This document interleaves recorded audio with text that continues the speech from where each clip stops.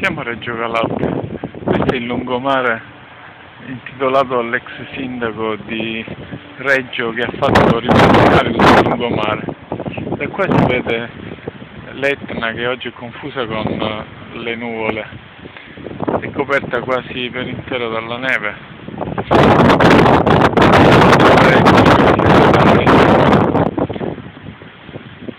Oggi il mare è un po' in movimento, tanto noi Messina che si estende quasi per 15 km.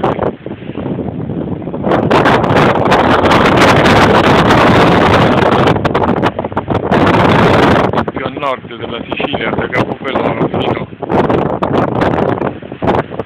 a Tremestieri, che è lo svincolo, il primo ingresso dell'autostrada, la barriera della Messina Catania, che qua di fronte a noi è dove c'è la nave traghetto in questo momento.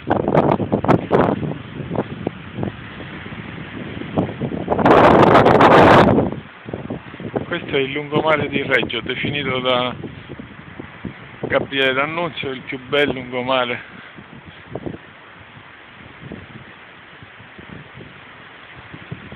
Il più bel lungomare.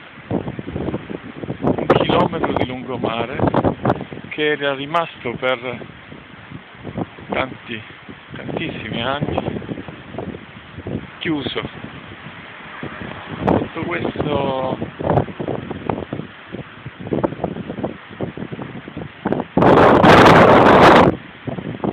muro che vedete passa la ferrovia, quindi è stato ricavato questo piano rialzato per permettere ai treni di passare tranquillamente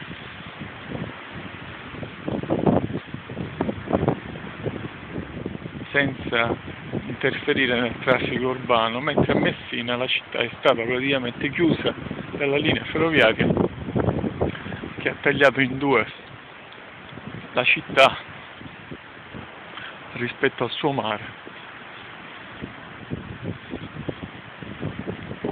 Questo lungo tunnel invece nasconde la linea ferroviaria che collega Villa San Giovanni al centro di Reggio.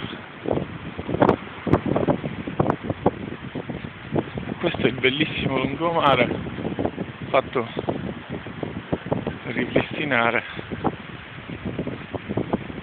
dal sindaco Fausto Comatà ed è a lui dedicato.